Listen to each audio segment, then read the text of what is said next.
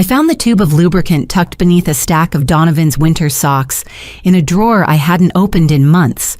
It was a Tuesday, the air still carrying the damp chill of early March. My name is Catherine, but most people call me Cat. At 58, I thought I understood the landscape of my life, the comfortable, worn paths of my 32-year marriage.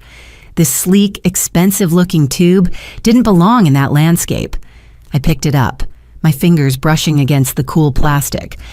Premium personal lubricant, the label read in a discreet, elegant font. Extra long-lasting. My heart didn't sink. It just stopped for a second. A cold, hard knot in my chest. I turned it over, my hands suddenly unsteady. The expiration date was almost a year away. This was new, recently purchased. Donovan and I hadn't been intimate in 5 years. I had made my peace with it, or at least I'd told myself I had. We were getting older. His health wasn't what it once was, and the polite distance between us had slowly become a chasm we both pretended not to see. I had convinced myself it was normal, this quiet, companionable loneliness. But this tube wasn't quiet. It was a shout. It was a neon sign in my dimly lit world, and it was mocking me. I stood there, in the silence of our bedroom, surrounded by the shared history of our lives, the wedding photo on the dresser, the heavy oak furniture we'd bought together, and I felt like the world's biggest fool. My mind raced. Maybe it was for us? Maybe he was planning some grand, romantic gesture to reignite what we'd lost, but that thought felt thin, as fragile as a soap bubble. Donovan wasn't a man for grand gestures anymore. He was a man of routines, of polite kisses on the forehead and distracted pats on the shoulder. I heard his footsteps in the hall and shoved the tube back into the drawer, burying it under the socks. I slammed the drawer shut, the sound unnaturally loud in the quiet house. "Cat, everything okay?" he called out. I grabbed his silver watch from the dresser, the one he'd actually asked me to get. My hands were shaking. I held it out to him as he entered the room, already checking his phone. "Of course," I said. The lie was so practiced it slipped out without effort. "Good." He clipped the watch onto his wrist, his eyes still on the screen. "Have a good day, honey." He leaned in, kissed my forehead, a dry, absent-minded peck. And then he was gone. I stood frozen, listening to the sound of the front door closing. The silence that followed was heavier this time, filled with the presence of that small, damning tube. I was done being the comfortable, naive wife. I was done accepting the quiet. I needed to know the truth, no matter how much it was going to hurt. If you're watching this video, tell me where you're from or what time it is for you. That evening, I watched Donovan across the dinner table. Really watched him, as if seeing a stranger for the first time. He was still a handsome man at 61. His hair, once dark, was now a distinguished silver, but it was thick and recently cut. His body was trim, leaner than it had been in years, a result of his new dedication to morning runs. When had that started? When had he started caring so much about his appearance again? The expensive new cologne he wore to work, the tailored suits that had replaced his old, comfortable blazers, the way he guarded his phone, taking it with him even to the bathroom. The signs had all been there, small red flags I had willfully ignored, painting them beige to match the quiet walls of my life. "Donovan," I said, my voice sounding rusty, like a hinge I hadn't used. "Hmm?" He didn't look up from his plate. "Are we happy?" That got his attention. He put his fork down and looked at me, his expression one of genuine confusion, as if I'd asked him to explain theoretical physics. "What kind of question is that?" "A simple one. Are you happy?" He let out a short, impatient sigh. "Of course we're happy, Cat. We have a good life. The house is paid off. The kids are doing well. What's brought this on?" The kids. Our son, Mitchell, was 28. He was married to Lorelei, a woman I adored. They'd been married for 2 years and lived just a few miles away. Lorelei was the daughter I'd never had. She was sweet, attentive, always bringing me little gifts or asking about my day. The thought of her, of Mitchell, made my stomach clench with a new kind of fear. "I suppose you're right," I said, pushing my food around my plate. The words felt like ash in my mouth. Donovan had already picked up his phone, scrolling through emails. He dismissed my moment of existential crisis with the same casual indifference he'd shown me for years. That night, I lay awake, staring at the ceiling, listening to the sound of his steady breathing beside me. The lubricant in the drawer felt like it was radioactive, burning a hole through the wood. I tried to rationalize it. Maybe it was old. Maybe I was paranoid, insecure, a bored woman inventing drama. But a woman's intuition isn't paranoia. It's a quiet alarm that's been ringing for so long you've mistaken it for silence. And mine was screaming. By the time the first gray light of dawn filtered through the blinds, I had a plan. I was done with denial. I was done with quiet acceptance. I was going to find out exactly who this stranger in my bed really was. The moment Donovan's car pulled out of the driveway, I was in motion. I drove to an electronics superstore across town, my knuckles white on the steering wheel. I felt ridiculous, a middle-aged woman asking a 20-something kid in a blue polo shirt about spy cameras. "I'm worried about our housekeeper," I lied, the words tasting surprisingly natural. "I think she might be borrowing things." The salesman, bless his heart, didn't even blink. He showed me a set of 2 cameras, no bigger than a coat button.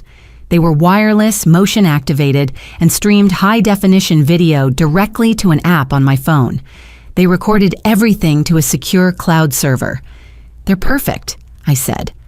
I paid the $450 in cash, using money I'd been stashing away for years, my runaway fund, though I'd never admitted it to myself. Installing them was the hardest part. It felt like a betrayal, a final, irrevocable line crossed. I was violating the sanctity of my own home, my own marriage. But as I tested the angles, I realized the sanctity was already gone. I was just documenting the rubble. I placed one behind our wedding photo on the dresser, the silver frame perfectly hiding the tiny lens. It had a clear view of the bed and the doorway. The second one went on the bookshelf tucked between a copy of Anna Karenina and a porcelain bird Donovan's mother had given us. It covered the other side of the room. I tested the feed on my phone. The image was crystal clear. I could see every corner of the room I had shared with my husband for 32 years. As I stood there, looking at the tiny electronic eyes that would soon show me a truth I wasn't sure I could survive, I felt something inside me harden. The fear and sadness were still there, but they were being overlaid by something colder, sharper. I was done being the victim. I was done being blind. Whatever I was about to find, I would face it, and then I would act. The cameras were in place for 6 days. 6 days of obsessive, heart-pounding paranoia. My phone became an extension of my hand. I checked the feed constantly, my stomach lurching at every notification, only to find it was just our cat, Mittens, jumping on the bed. I started to feel foolish, paranoid. Maybe I really was just an insecure woman making up stories. Then came Thursday. I was at a small cafe, supposedly meeting my sister Josephine for lunch, but she was running late. I was stirring my latte, staring out the window at the bustling street, when my phone buzzed with a motion alert. My heart hammered against my ribs. Donovan wasn't due home for hours. I opened the app, my hand shaking so badly I almost dropped the phone. I expected to see Donovan coming home early with a headache, or maybe Mittens again. Instead, I watched my husband walk into our bedroom. He was smiling, holding the door open for someone, and then she walked in. My phone slipped from my grasp, clattering onto the table. The latte sloshed over the rim of the cup. It was Lorelei, my daughter-in-law, my son Mitchell's wife. The woman I had welcomed into my family with open arms. The woman I loved like she was my own blood.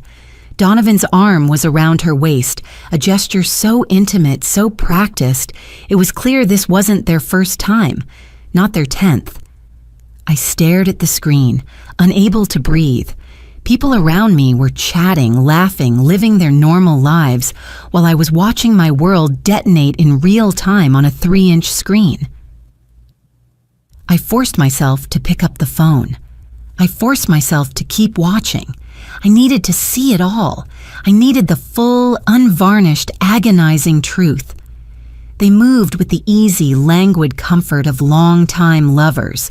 This wasn't a frantic, guilty tryst. This was routine. Donovan touched her face, a tenderness in his eyes I hadn't seen directed at me in a decade.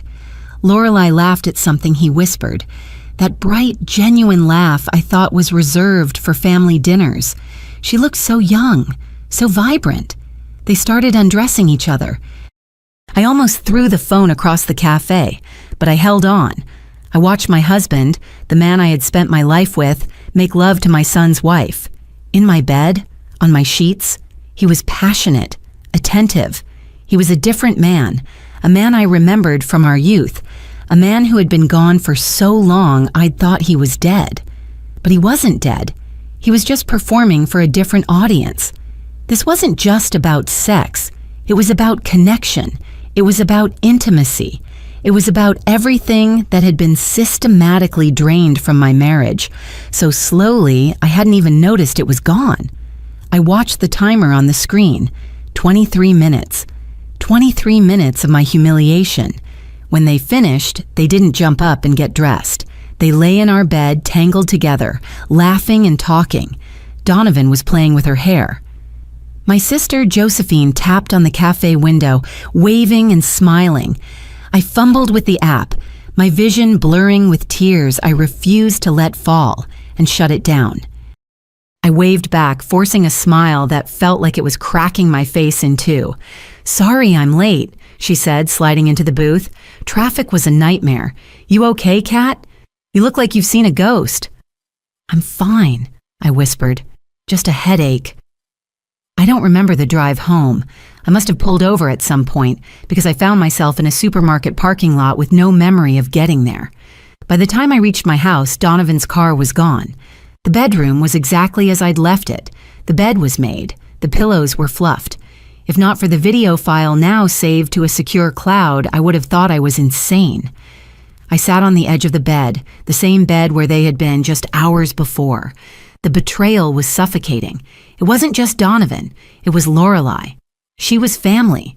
She sat at our table. She hugged me. She called me Mom Cat. And Mitchell, my sweet, trusting son. He adored her. They were talking about starting a family. The thought of him, of what this would do to him, was the only thing that stopped the scream that was building in my throat. I stood up and walked to Donovan's dresser. I pulled open the drawer and took out the tube of lubricant. This small, stupid thing that had unraveled my entire world. I held it in my hand, and the grief, the shock, the humiliation, it all crystallized into something else. It crystallized into a cold, hard, perfect rage. They thought I was naive. They thought I was the dutiful, clueless wife who would never look too closely. They were about to find out just how wrong they were. I walked to the kitchen, my steps steady. I opened the pantry, pushing aside baking soda and vanilla extract. In the back, there was a small, dark bottle I'd bought for a Thai recipe I never made, pure capsaicin oil. The label had a bright red warning about handling it with gloves. Perfect. I put on a pair of yellow rubber gloves, carried the lubricant tube and the oil to the kitchen sink, and carefully squeezed most of the lubricant down the drain. My hands, which had been shaking all day, were now perfectly still. I used a small funnel to refill the tube with the capsaicin oil. The consistency was almost identical. They wouldn't notice. Not until it was far, far too late. I meticulously cleaned the funnel and the bottle, wiped down the sink, and disposed of the gloves in the outside trash. I placed the doctored tube back in Donovan's drawer, tucking it under the socks exactly where I had found it. As I closed the drawer, I didn't feel guilt. I didn't even feel relief. I felt a strange, cold peace. This was just the beginning. They wanted to play games with my life, with my family, with my son. Fine. but they were about to learn that I was changing the rules, and I played for the long game. It took 3 days. I was in the guest room folding laundry when I heard it. A sharp, sudden curse from the master bedroom, followed by a louder, "What the—" Then the sound of the shower turning on, the water blasting at full pressure. I sat on the edge of the guest bed, a small, cold smile touching my lips. I continued folding a pillowcase, my movements calm and methodical. The shower ran for 20 minutes, then 30. When Donovan finally emerged, he was wrapped in a towel, his face flushed a painful-looking red, and he was walking very, very carefully. "Everything all right in there?" I asked, my voice dripping with the perfect amount of wifely concern. He jumped, not having seen me.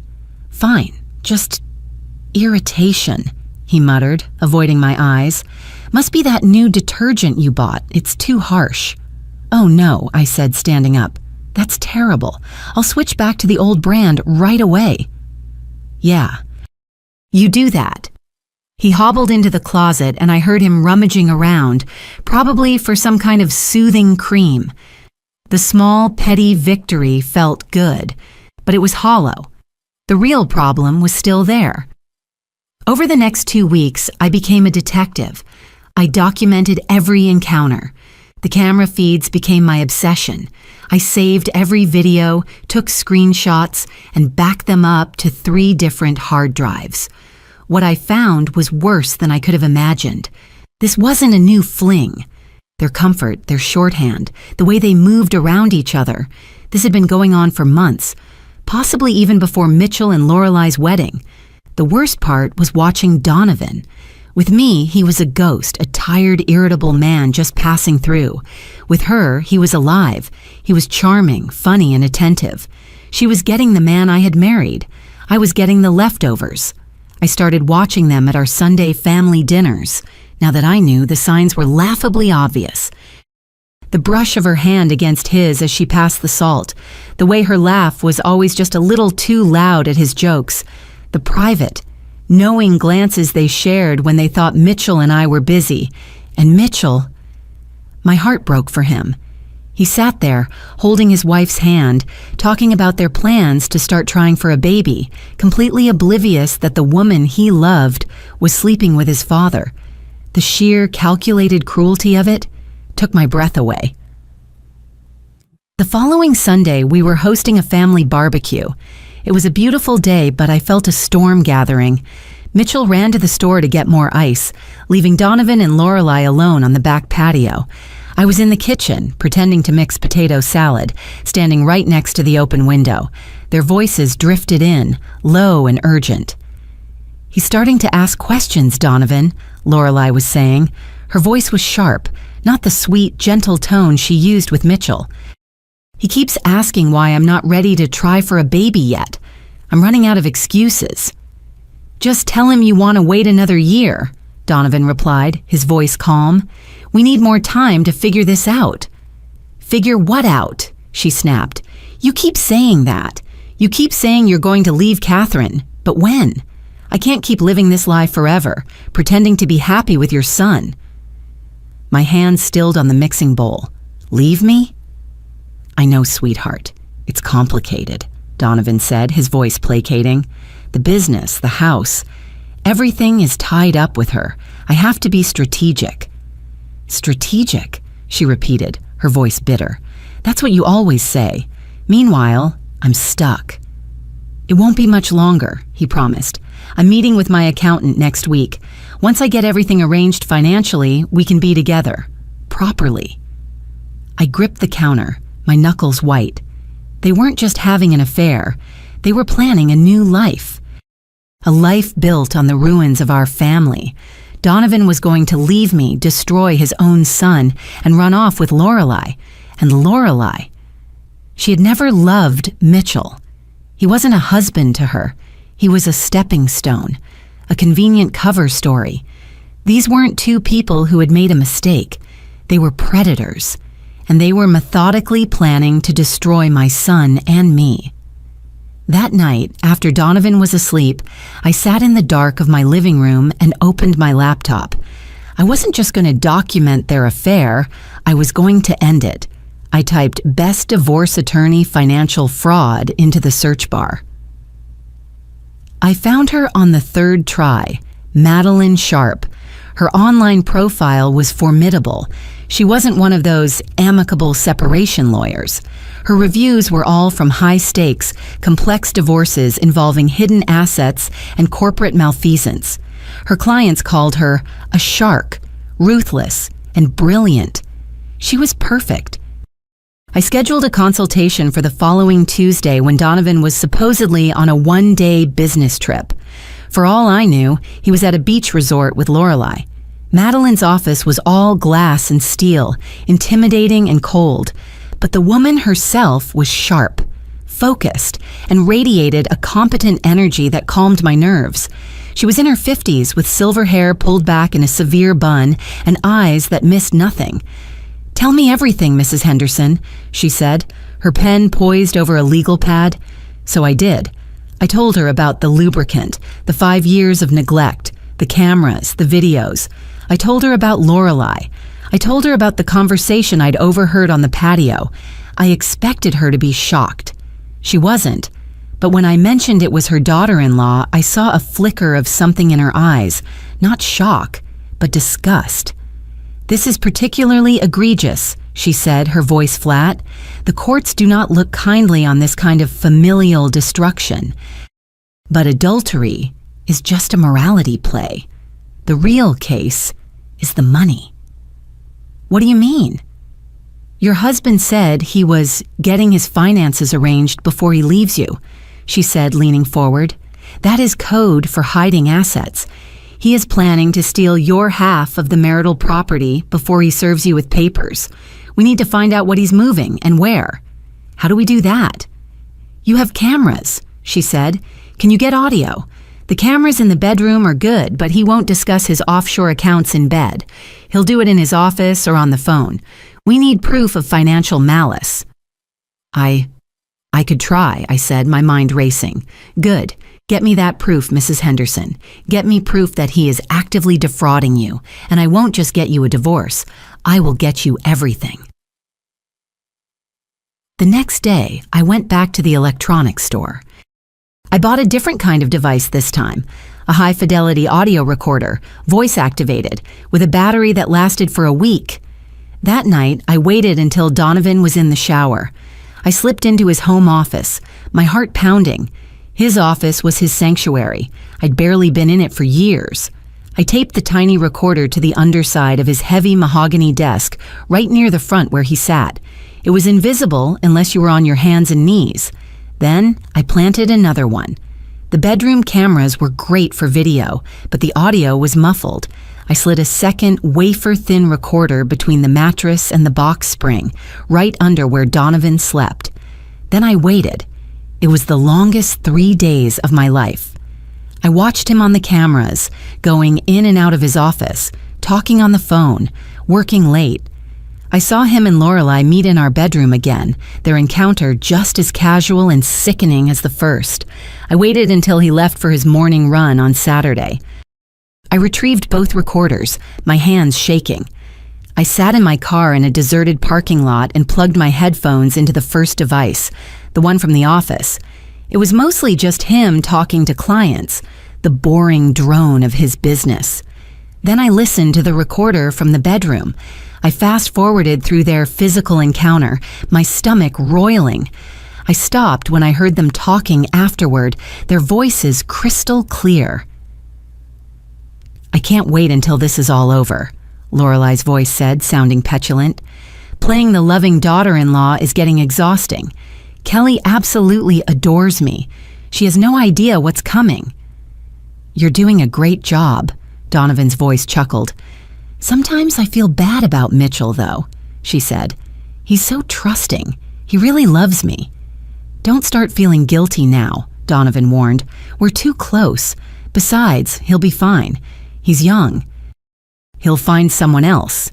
Someone who actually wants to be with him," Lorelai said with a laugh that made my blood run cold. "God, the way he talks about having babies. I've been faking everything for so long, I'm surprised he hasn't figured it out." My hand clenched the steering wheel. They were mocking my son, mocking his love, his trust. Speaking of which, Donovan's voice continued, and I leaned closer. I got the papers from my accountant yesterday. The transfer is set for tomorrow morning. Once I move the business assets to the offshore account, Catherine won't be able to touch them in the divorce. My blood went cold. There it was. How much are we talking about? Lorelei asked, her voice greedy. About $800,000, he said, and I gasped. Enough for us to start fresh somewhere new, maybe that house in Costa Rica you liked. $800,000. Our money. My money. Money I had helped him earn by managing this house, by raising our son, by supporting his career for 32 years. And you're sure she won't fight? Lorelei asked. Donovan let out a bitter, condescending laugh. Catherine, she's never fought for anything in her life. She's weak. I'll give her the house and enough to live on, and she'll be grateful for it. He thought I was weak. He thought I was passive. He was about to learn who I really was. I didn't even go home. I drove straight to Madeleine Sharp's office, clutching the recorder like it was a lifeline. I burst past her receptionist. I have it, I said, my voice shaking with rage. I have everything. We sat in her office and I played the recording. Madeleine's expression didn't change, but her eyes hardened into chips of ice. When Donovan's voice bragged about the $800,000, she simply nodded. He just handed us the case, she said calmly. She picked up her phone. Sarah, cancel my next 2 appointments. Get Judge Miller on the line right now. I need an emergency motion to freeze all marital assets, personal and corporate, pending an investigation into financial fraud. She looked at me. He said the transfer is tomorrow morning. We're going to stop it right now. For the next 2 hours, I sat in her office, a silent witness to a legal hurricane. Madeleine was on fire, dictating motions, citing case law, and barking orders at her associates. At 4:30 p.m., her phone rang. She listened, then a thin, dangerous smile touched her lips. We got it, she said to me. The motion is granted. All his accounts, including the business accounts he thinks you don't know about, are frozen, effective immediately. I burst into tears, a wave of relief so profound it almost buckled my knees. We had stopped him. We had caught him. This is good, Madeleine said, handing me a tissue. But don't celebrate yet. Now the real fight begins. He's going to find out about the freeze by tomorrow morning, and he's going to know it was you. Be ready, Catherine. I wiped my eyes and stood up, my spine feeling like steel. Oh, I'm ready, I said. He has no idea what's coming. I was wrong. I was so wrong. The call came 2 days later. I was in my car, having just left the grocery store, when Madeleine's name flashed on the screen. I answered, a smile on my face, expecting an update. Catherine, she said, and I knew from her tone that something was terribly wrong. Her voice had lost its sharp, confident edge. It was flat. What is it, Madeleine? What's happened? The freeze. It was too late, she said. We got the bank records this morning. Donovan was faster than we thought. He didn't plan to make the transfer. He'd already made it. The $800,000 transfer cleared the account 36 hours before we filed the motion. It's gone, Kat. The paper bag of groceries on the passenger seat tipped over. Apples rolled onto the floor. I didn't notice. What?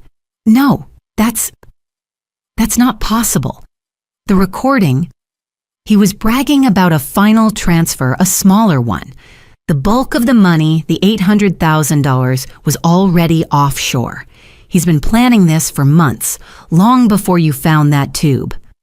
I couldn't breathe. The air in the car felt thick and hot. So, what does that mean? It's just gone?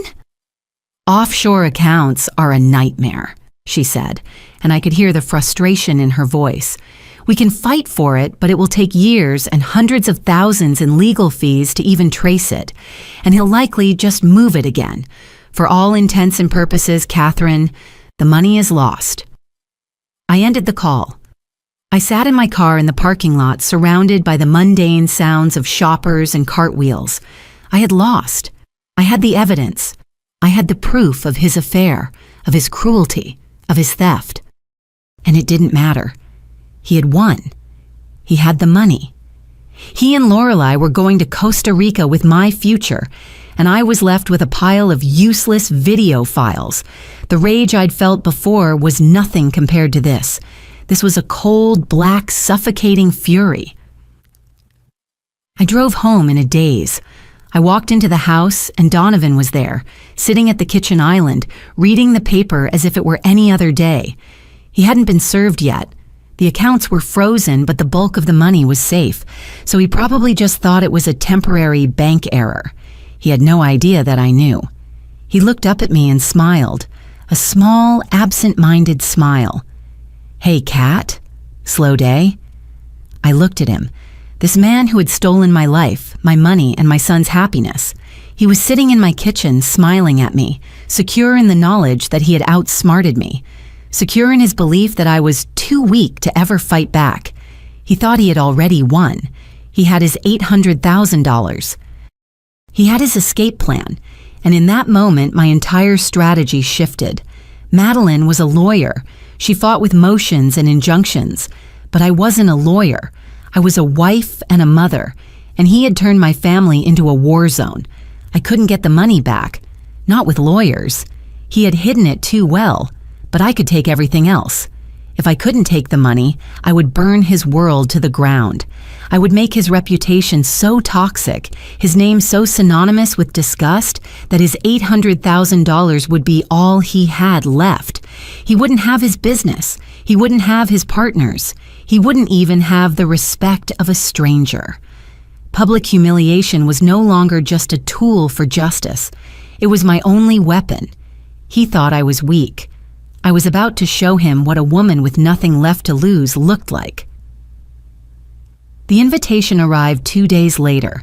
It was thick, cream-colored cardstock with gold-embossed lettering. Mitchell and Lorelei Henderson request the pleasure of your company to celebrate their second wedding anniversary. The party was in 3 weeks at the Crestview Country Club. I looked at the guest list they had emailed me to check for any omissions. It wasn't just family, it was everyone. Donovan's business partners, including his right-hand man, Arthur, a man I'd always found cold and calculating. Lorelei's parents, who thought Donovan was a pillar of the community. Dozens of mutual friends who had watched our families blend together. They were handing me the stage. They were building the platform, sending out the invitations, and paying for the catering. They were planning a party to celebrate their 2 years of lies. I looked at the invitation, and a slow, cold smile spread across my face. It was perfect. I became a different person. I was meticulous. I was focused. I was a general planning a campaign. My first call was to a professional AV rental company. "It's a surprise presentation for my daughter-in-law's anniversary," I told the man, my voice bright and cheerful. "I need the best, a powerful sound system, professional-grade speakers, and a high-quality wireless microphone." My second stop was a print shop. I selected the most damning high-resolution screenshots from the bedroom videos. Not just the intimate ones, but the ones of them laughing afterward, Donovan's hand in her hair. The ones that showed the intimacy more than the act. I had them printed on glossy 8x10 photo paper. Then I went to a stationery store and bought 24 elegant cream-colored envelopes, the same color as the invitations. I addressed each one by hand in my best calligraphy: Mitchell, Lorelei's parents, Arthur, Donovan's sister, our family pastor. I sealed the photos inside. My third stop was the salon. "I want something new," I told my hairdresser. "Something bold." I walked out 3 hours later with a sharp, stylish cut that made me look 10 years younger and twice as dangerous. My final stop was a boutique I'd always been too intimidated to enter. I bought a dress.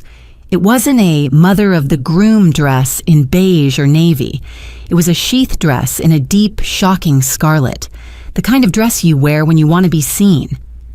For the next 3 weeks, I played the part of the perfect wife and mother. I helped Lorelai with the seating charts, my voice full of enthusiasm. I listened to Mitchell talk about how excited he was, my heart breaking for him with every word, and I acted normal around Donovan. He had become frantic, spending hours locked in his office, on the phone with his accountants. The frozen accounts, the other accounts, were causing him problems, but he never said a word to me. He thought I was just the clueless wife, worried about flower arrangements.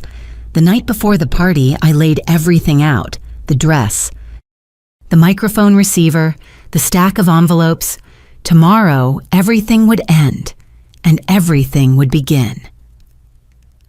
The Crestview Country Club was beautiful, sickeningly so.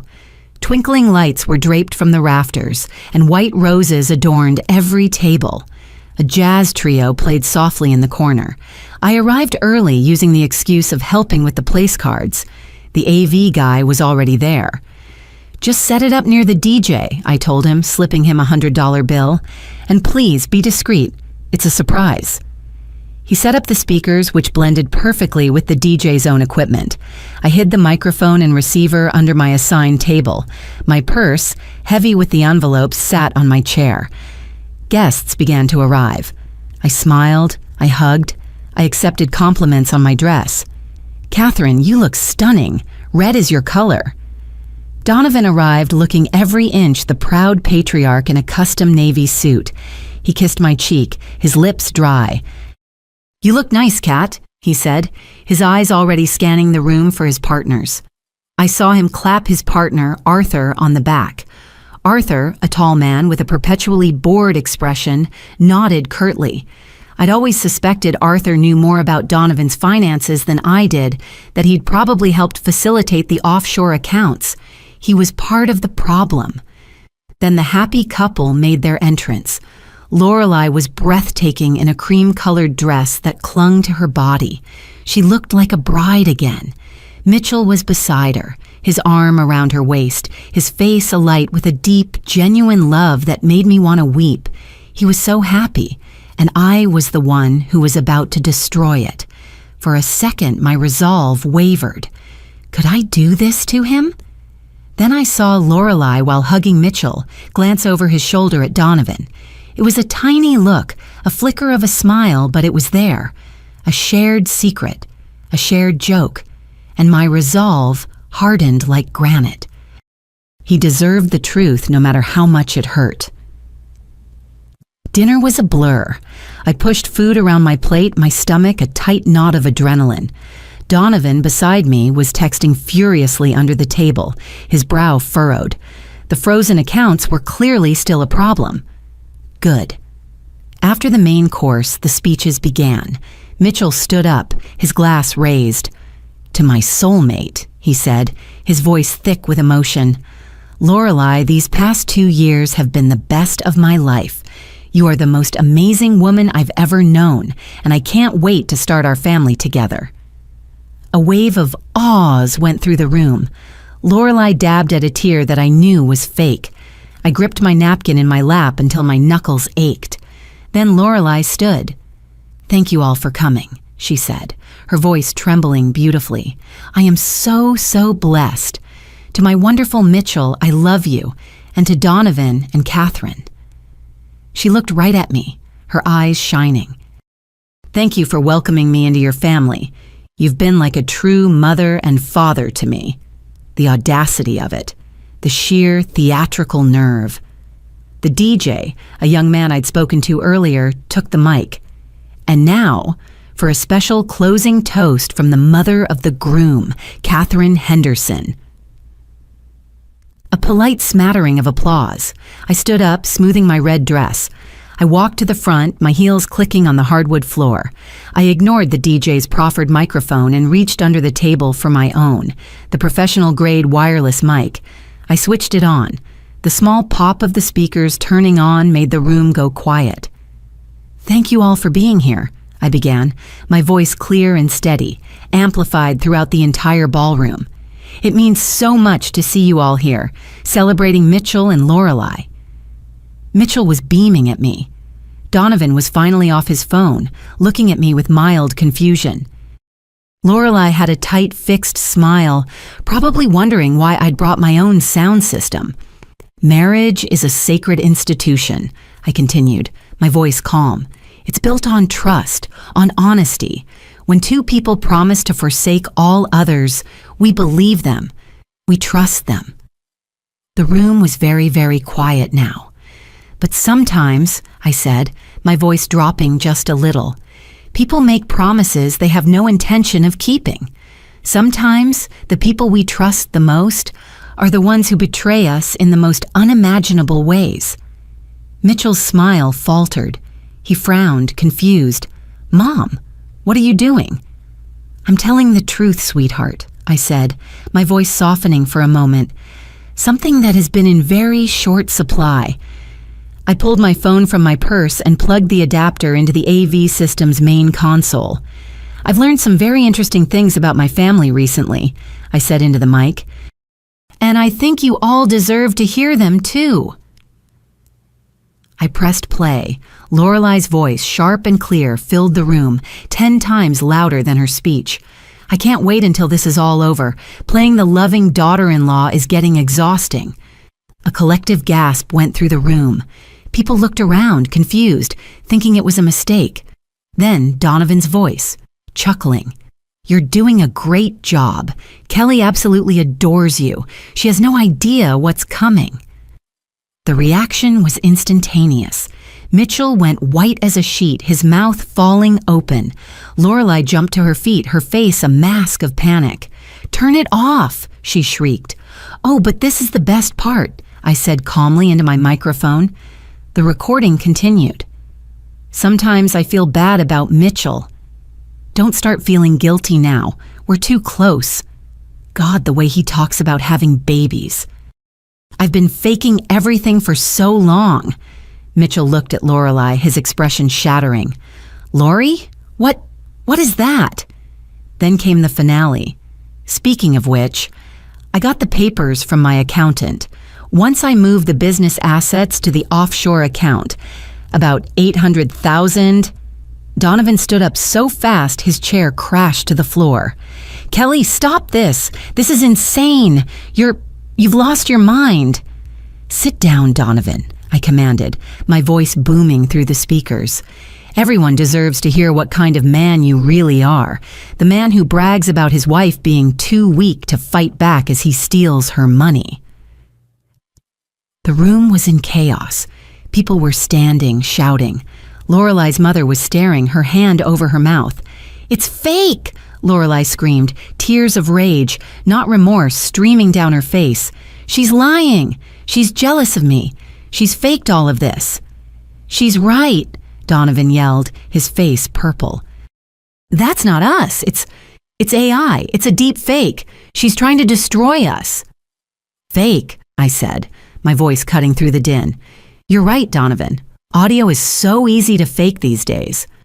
I reached into my purse and pulled out the stack of thick, cream-colored envelopes.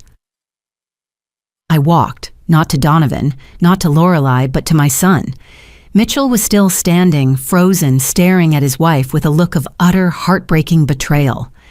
Mom, please, tell me this isn't real, he whispered. I didn't say a word. I just handed him the envelope with his name on it. I'm so sorry, baby. You deserve the truth. His hands trembled as he opened the flap. The 8x10 photos spilled out, scattering across the white tablecloth. The first photo was of Donovan and Lorelei, kissing, in our bedroom, on our bed. Mitchell made a sound, a choked, agonizing sound, and staggered backward as if I had physically struck him. He looked at the photos, then at Donovan. Dad? He whispered, his voice cracking.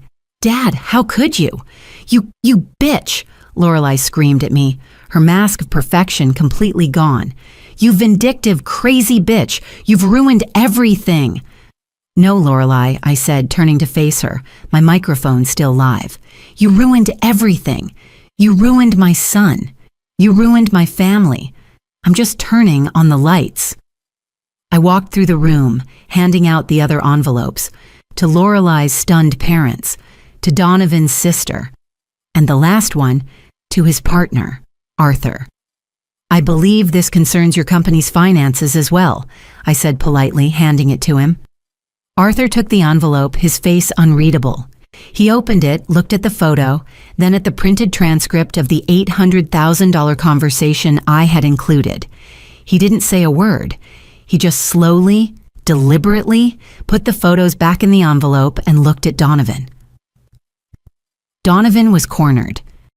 He was breathing heavily, his eyes darting around the room, seeing every guest staring at him with disgust. "This is slander," he roared. "It's illegal. I'll have you arrested, Catherine. I'll sue you for every penny." "What pennies, Donovan?" I asked. "The ones you stole?" He lunged at me then, his face a mask of pure rage. He was going to hit me, right there in front of everyone. "Donovan Henderson?" A man in a cheap suit stepped in front of me, blocking Donovan's path. He was holding a large legal envelope. Donovan froze. "What? Who are you?" "You've been served," the man said, tossing the envelope onto Donovan's chest. "Divorce papers and a temporary restraining order, freezing all marital assets pending a criminal investigation into financial fraud." Donovan stared at the papers. His rage collapsed, replaced by a gray, ashen shock. He knew what that meant. He knew the $800,000 was gone.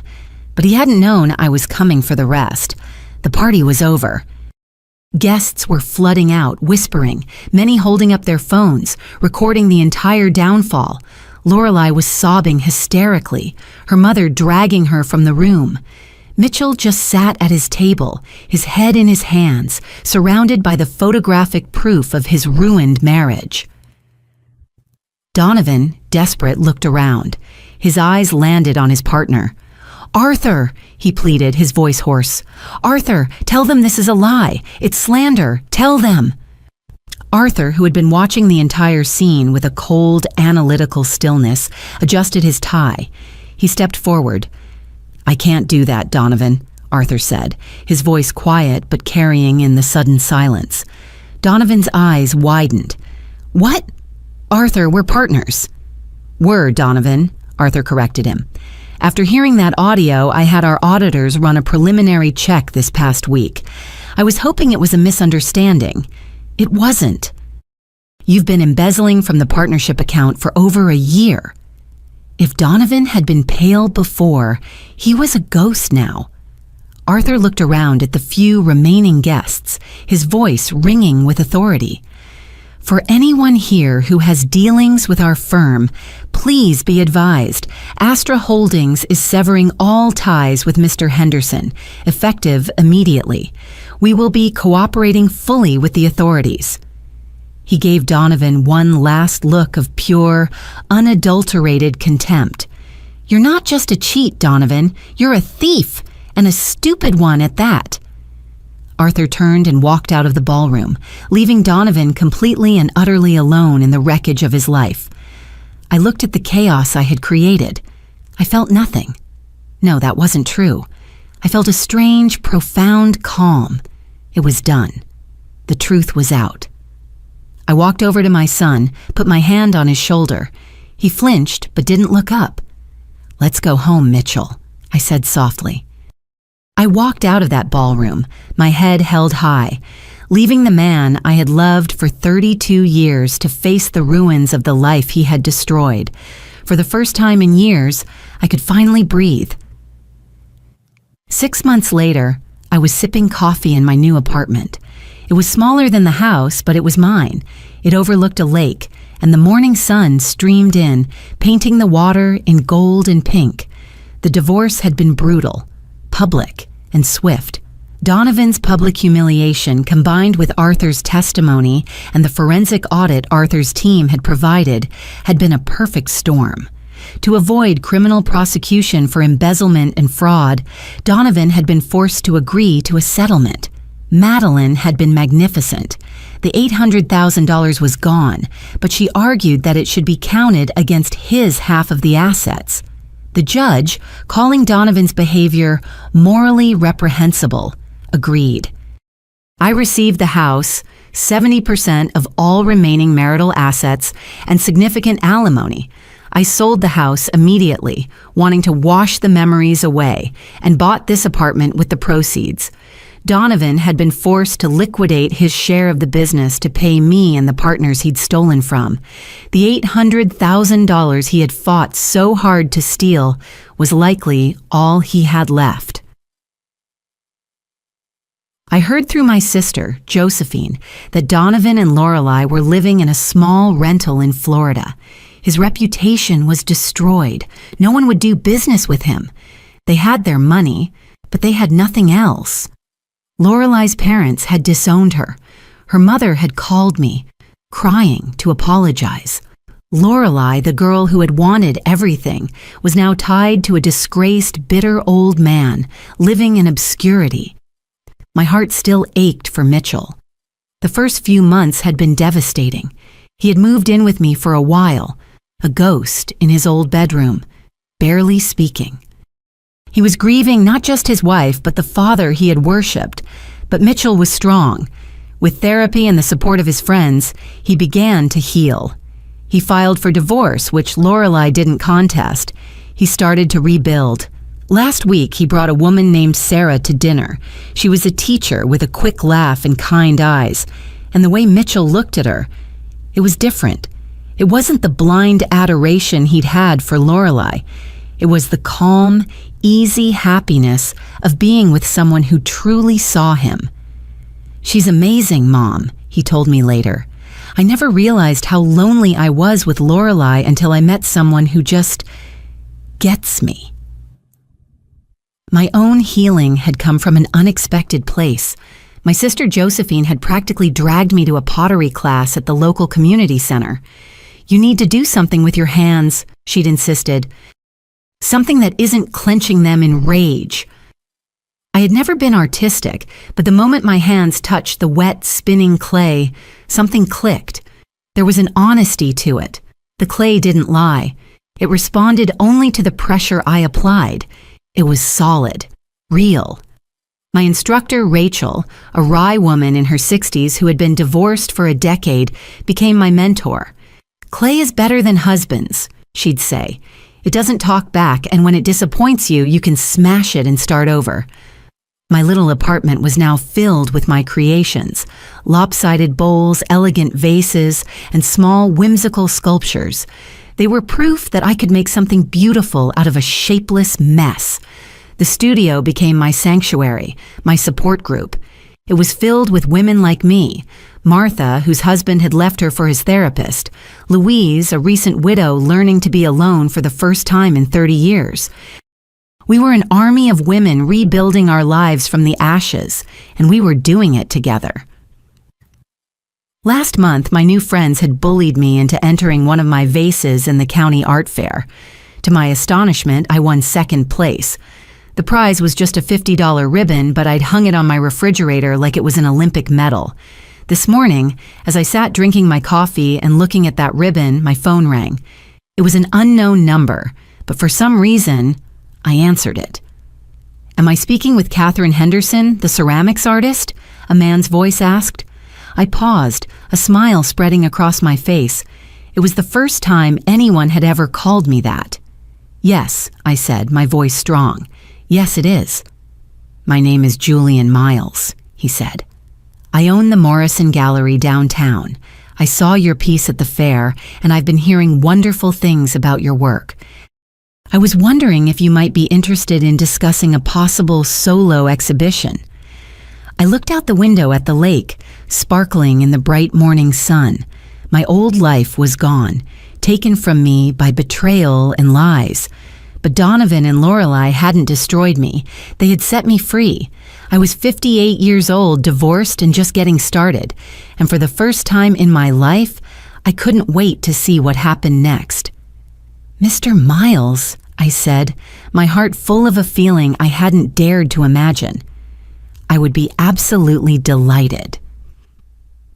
If this story resonated with you, leave a like and consider subscribing. You can also drop any comment below, even just one word. Maybe tell me where you're watching from or what time it is right now. Sometimes one word is enough to say you were here.